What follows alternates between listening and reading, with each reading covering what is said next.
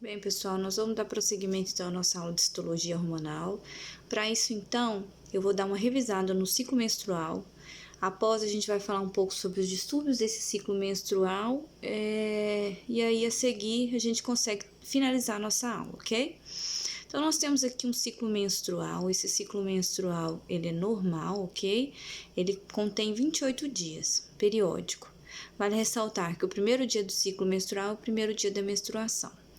Vamos entender agora um pouco a respeito desses picos, né, de hormônios que esse gráfico contém, assim como o que cada hormônio representa ao longo desse gráfico.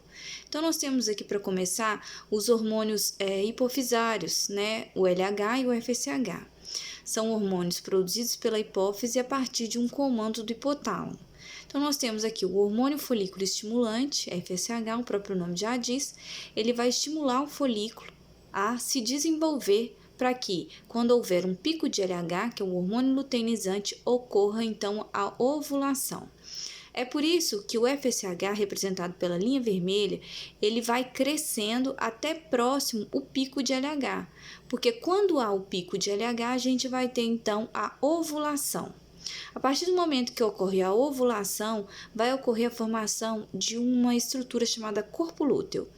O corpo lúteo ele é muito importante, principalmente em mulheres grávidas, porque ele vai fazer a produção da progesterona nos 2 primeiros meses da gestação, né, nas 8 semanas, né, de gestação, até que a placenta ela esteja desenvolvida o suficiente para poder produzir a progesterona, ok?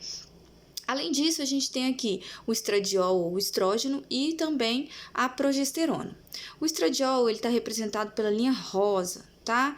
Então, a gente sabe que o estradiol ele é responsável principalmente pelo amadurecimento celular, né? Então, a gente tem muitas células superficiais nesse esfregaço cérvico-vaginal próximo à ovulação. Células superficiais são as células do epitélio escamoso da ectocervice, lembram? A ectocervice ela possui então 4 camadas, né? As células superficiais, células intermediárias, células basais e parabasais, na verdade parabasais e basais, tá? Então aqui a gente vê que o estradiol ele fica bem alto, próximo aqui à ovulação, porque ele auxilia o FSH na maturação dos folículos e ele também aumenta ali no finalzinho. Por quê? Porque o corpo lúteo, além de produzir progesterona, ele produz um pouco de estrógeno, tá? Ele produz cerca de 80% de progesterona e 20% de estrógeno. E aí, o que acontece? No fim do ciclo, essas altas taxas de estrógeno e progesterona, elas vão fazer o quê? Elas vão avisar a hipófise, na verdade, o hipotálamo, para parar de produzir FSH e LH. Com isso, o corpo lúteo regride. O corpo lúteo regredindo, ele para de produzir estrógeno e progesterona. Com a queda desses hormônios ali próximo ao 28º dia, a gente vai ter então o que a gente chama de descamação do endométrio e menstruação. Ok? Então, essa daí é o ciclo menstrual. Nós temos aqui a fase proliferativa, é a fase anterior à ovulação, e a fase luteínica ou luteal, tá? A fase pós a ovulação e a formação do corpo lúteo, ok? Então, fica aí a revisão do ciclo menstrual para vocês. E aí, a gente tem as funções também do estrógeno e da progesterona, né? O estrógeno, gente, ele auxilia na vascularização do endométrio para preparar para receber o embrião numa possível gravidez, se ocorrer a anidação.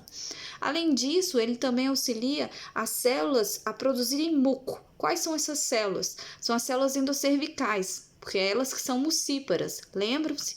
O colo do útero ele é formado por ectocervice, junção escamocolunar e células endocervicais. Essas células endocervicais ou endocervice, né? A endocervice ela tem células endocervicais. Essas células elas são mucíparas, então elas produzem muco. Esse muco ele é produzido o estrógeno auxilia na produção desse muco, porque estimula, na verdade, né? Para facilitar, então, a penetração do espermatozoide para que ocorra, então, o processo reprodutivo. Então, a natureza é extremamente sábia, ela quer que ocorra, então, a reprodução. E a função da progesterona? Bem, pessoal, a progesterona, ela possui a função de relaxamento da musculatura lisa do endométrio, tá? Para que não ocorra um possível abortamento, a gente já falou disso em nossas aulas, por isso que a gente deve suspender o anticoncepcional e utilizar métodos de barreira por pelo menos 3 meses antes de tentar engravidar, né? Principalmente por conta dessa possível memória que o organismo pode adquirir ao longo do tempo, né? Então, a gente pode ter uma queda hormonal brusca e ocorrer, então, um aborto não desejado, né? Espontâneo e não desejado. E, além disso, a progesterona também auxilia, ela é produzida, na verdade, pelo corpo lúteo, como eu disse anteriormente, tá? Então, tá aí a revisão do ciclo menstrual e agora a gente vai falar um pouco sobre os distúrbios do ciclo menstrual, tá? Para encerrar, então, a citologia hormonal. Então, nós temos aqui 2 distúrbios do ciclo menstrual. O primeiro deles é a menometorragia. O que é a menometorragia? A menometorragia está relacionado a um sangramento vaginal exagerado ou acíclico, tá, pessoal? Geralmente, ele é de origem endócrina, por distúrbios endometriais, ok? Além disso, a gente tem a menorreia. A menorreia são aquelas pacientes que não menstruam. Ela pode ser caracterizada como uma menorreia primária ou uma menorreia secundária. A menorreia primária, gente, essa paciente ela nunca menstruou, ela nunca chegou a menstruar.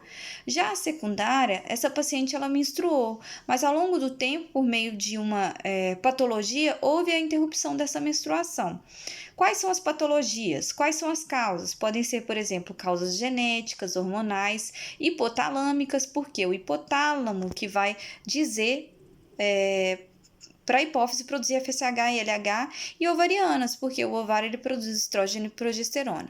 Além disso, causas psicológicas também podem estar relacionadas à interrupção patológica da menstruação. Beleza, pessoal? Eu coloquei aqui para vocês só para lembrá-los que a reposição hormonal ela faz com que um esfregaço atrófico, ou seja, um esfregaço que possui no seu epitélio escamoso somente células basais ou parabasais, ele seja maturado. O que é a maturação do epitélio escamoso? Na presença do estrógeno, a gente vai ter então células basais ou parabasais sendo substituídas por células superficiais, que é o máximo de maturação do esfregaço cérvico-vaginal. Ok, pessoal? Então, aqui termina a nossa aula de citologia hormonal. Eu vou mandar mais um pouco de material para vocês e nós iniciaremos um outro conteúdo, alterações reativas, nas próximas aulas. Um abraço a todos e boa quarentena!